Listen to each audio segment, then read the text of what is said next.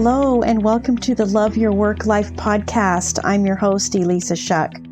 Whether you're going for that next promotion, looking for a job, or making a career pivot, I'll teach you how to navigate it all so you can have the career you want.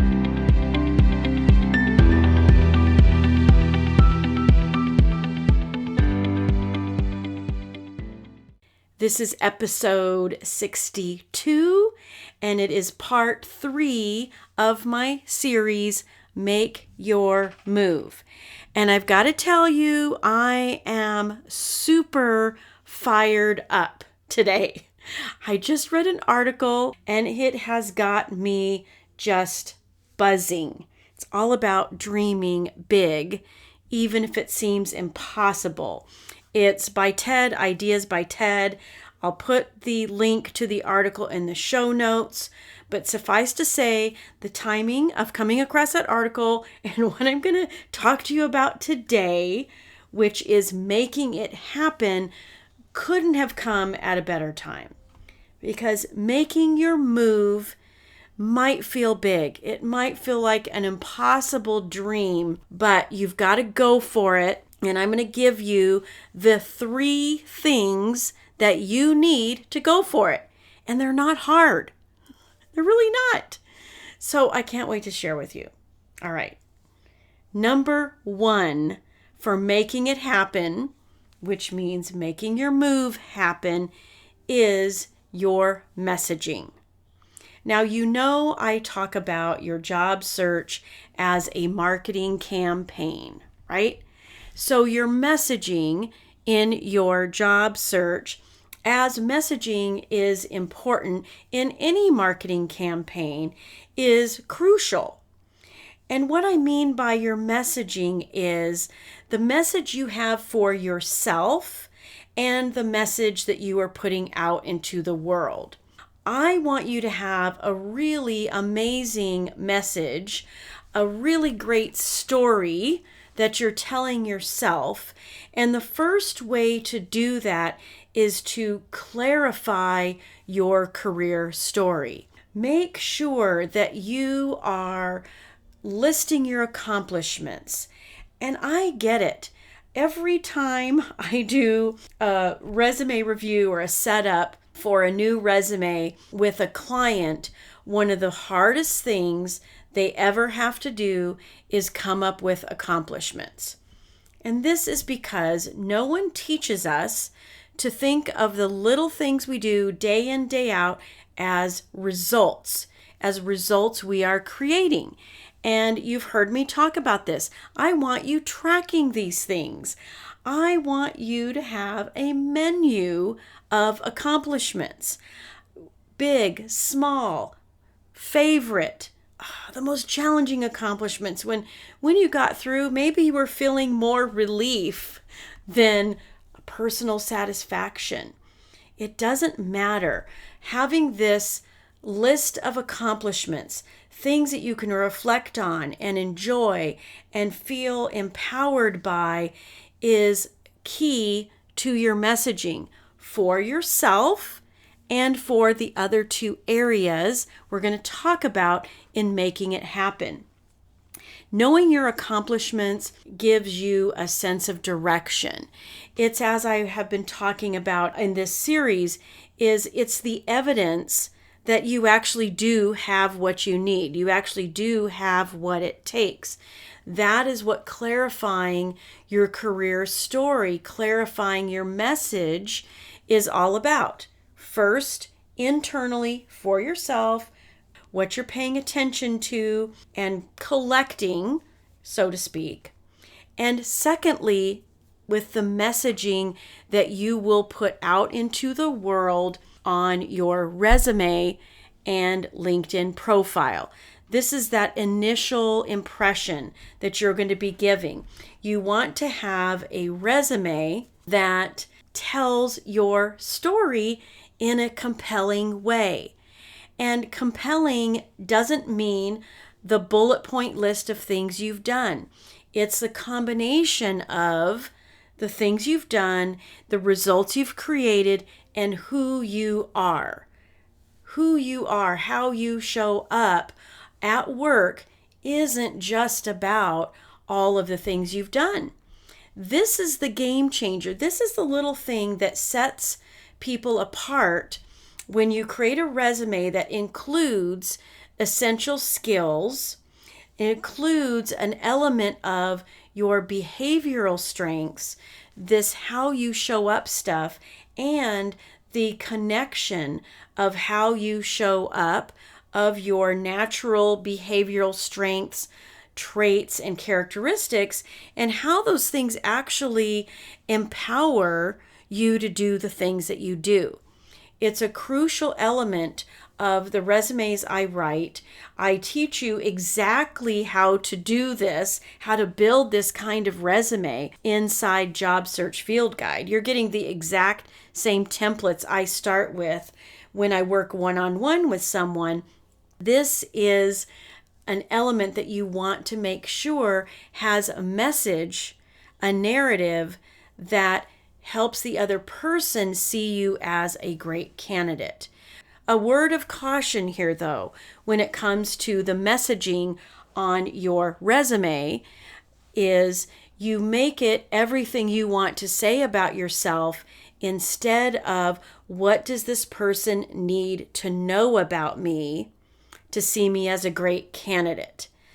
This sounds maybe a little bit counterintuitive because we want you sharing your best bits on your resume for sure. But there's always this metric I want you to have in mind. Does this bullet point, does this result, does this detail add value for the other person? Or is it just something that's my favorite thing that I feel like saying? And ideally, the two things align, right? Your favorite things are also the things that add value. But sometimes your favorite things could be a distraction. If that's the case, always go back to the marketing message and does this message resonate with the other person? Is this what they need to hear? Is this what they need to read? Is this what they need to see in order to see you doing it day in, day out as a member of the team? That is a crucial element that I always want you to pay attention to as you're building your resume, first as a master document, and then second with the little tweaks that you will make. Because when you tailor your resume to the other person, to what they need to understand about you, I call it active listening on paper. This is just your way of creating connection and rapport through that initial document, that resume that is going to open doors for you. All right. Now, your LinkedIn profile is part of this message as well. Think of your LinkedIn profile as a website and your resume as a brochure. You can always say more about yourself, actually, on your LinkedIn profile than you can in a resume. And when your LinkedIn profile is more, even if it reads a little bit like a job description, that works in your favor. Because people that are using the search capabilities of LinkedIn are using keywords from job descriptions to find people. So we want your LinkedIn profile to be sprinkled with those valuable keywords. Have it make sense. Don't put things in there just to put them in there. Be strategic. Okay? So messaging, clarifying your career story for yourself so that you can articulate it in that all-important entree into job search land, which is your resume and your LinkedIn profile. That's step one, messaging. Step two is strategy. Over and over again, when I encounter someone who says they're searching like crazy, but they're not getting interviews, it can only be one of these two things. Either the resume isn't working hard enough, the messaging isn't there, which we just talked about, or the strategy isn't working. And while you think You are taking massive action, applying for jobs, hundreds of jobs, however many, doing all those online applications. Really, what that is passive action. It feels massive because of the numbers behind it. And I'm never going to deny that there's a numbers game aspect to a job search. There is. But there's a way to leverage the numbers in your favor and get much better results with a bold strategy. So let's define this. It feels like massive action when you're applying for hundreds of jobs. That's actually passive action because it doesn't require a whole lot of you. Massive comes from something deep inside. When I talk massive action, I'm talking bold action. I'm talking reaching out to people, using the wonderful tool that LinkedIn offers you because it's part job posting site and part social media platform to reach out directly to those gatekeepers. I'm suggesting that you use bold action, that you define massive action as boldness, and using a strategy that includes direct outreach to recruiters, contacting hiring managers, researching companies, and then finding someone inside that company to do a short informational interview with, find out a little bit more about the company. There's no ask in there. It's you taking charge. It's you taking bold, massive action, taking control of your job search and not waiting. That's why online applications are passive action. It feels like you've done something, but then you're waiting. When you put bold, massive action into play in your job search, and you're reaching out directly to recruiters with connection requests, with in-mails, with all of that, you're going to get very different results. I typically see with my clients that they're getting minimal 25% of their connection requests accepted. And with that acceptance, you are getting the opportunity to say thank you and get your resume right in front of them. Attach it. Attach it to that direct message. Attach it to that in-mail.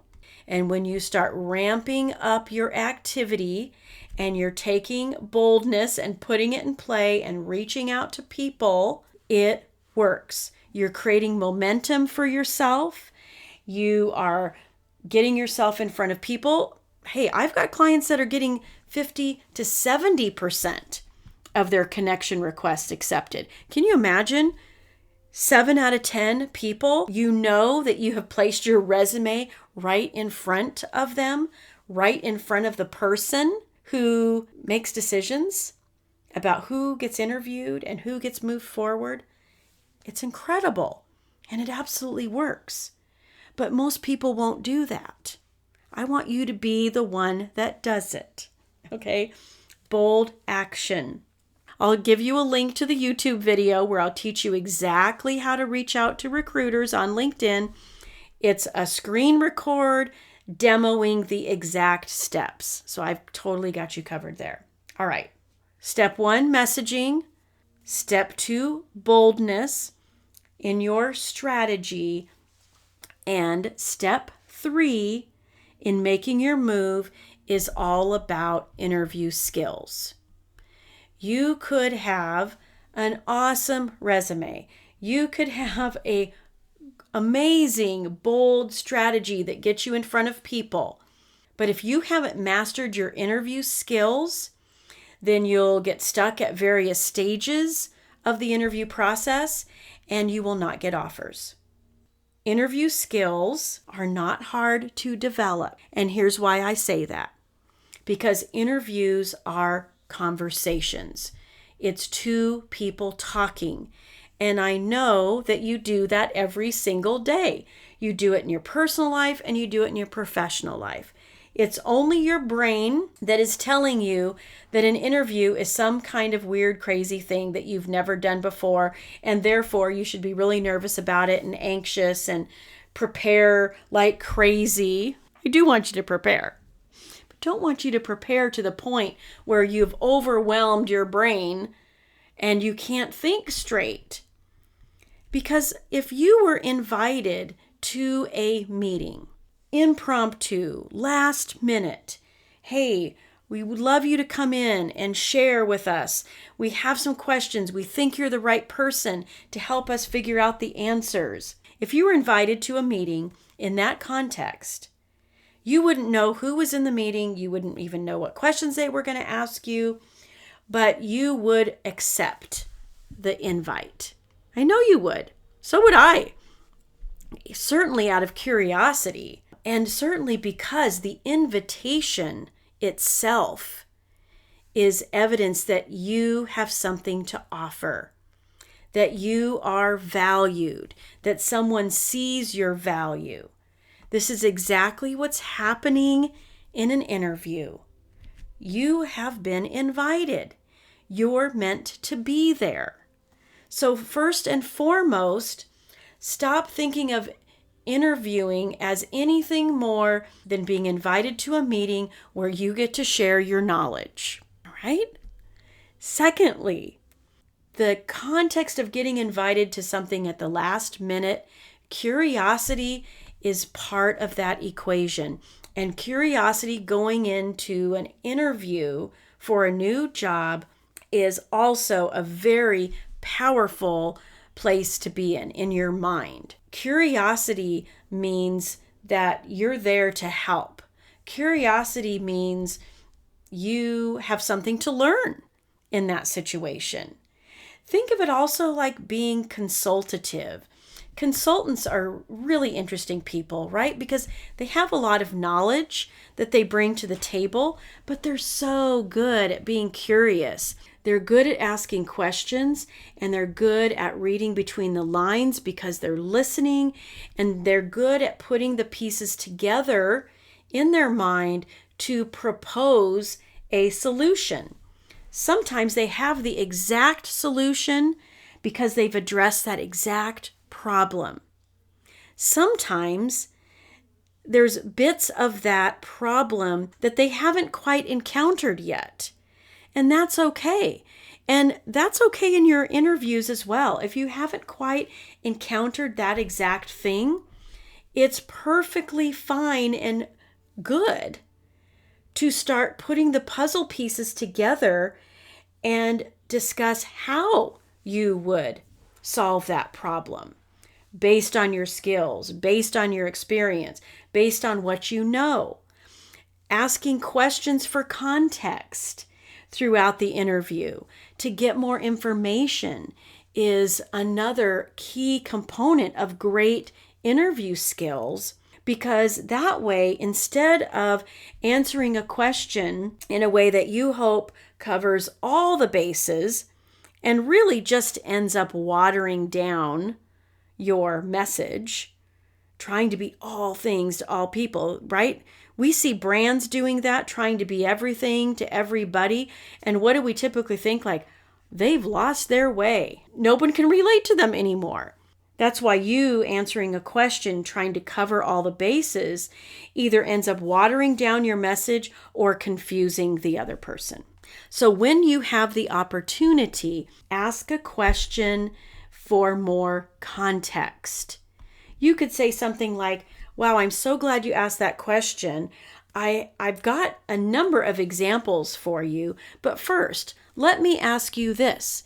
How important is that to this role? What would be the top 3 priorities around that responsibility or that project right? So I think you get where I'm going with this.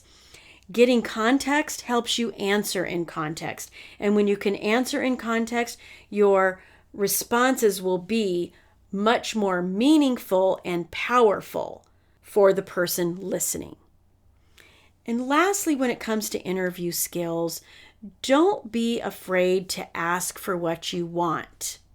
Put it out there. There is nothing to lose and everything to gain, especially as you have created conversation throughout the interview with your questions and your curiosity. They have gotten to learn what it's going to be like to work with you. They've gotten to learn what it's going to be like to have you on the team. So when you get towards the end and you're asking for what you want and you're getting into a little bit of negotiation, they're much more willing to have those conversations with you because they see your value so clearly. My friend, this works so well. Interviews are just conversations. When you're curious, when you're consultative, and you take control of the narrative by being someone that asks questions to uncover pain points and share more of your value, that's a winning interview. That's stellar interview skills. These three things, your messaging, your boldness when it comes to strategy, and your interview skills, are the only three things you need to focus on to make it happen. And lastly, in and around all three of these things, there's one more element that I want you to have, and that is belief. You can believe in yourself. You can believe it's possible for you. So get out there. Make it happen. Make your move. And I hope that you reach out to me on LinkedIn and let me know how it goes, because I can't wait to hear about what you've done with a great message, a bold strategy, and conversational interviews that help people see what it's like to have you on their team. All right. Talk to you soon. If you like listening to this podcast, and you are going to love my program, Job Search Field Guide. This is a unique opportunity. I offer group coaching alongside a 5-step process to help you land a job quickly. So I hope you will join me in Job Search Field Guide. This is going to be revolutionary to your career journey and your job search, and you get lifetime access. So find it at elissashuck-careercoach.com, and I will see you there.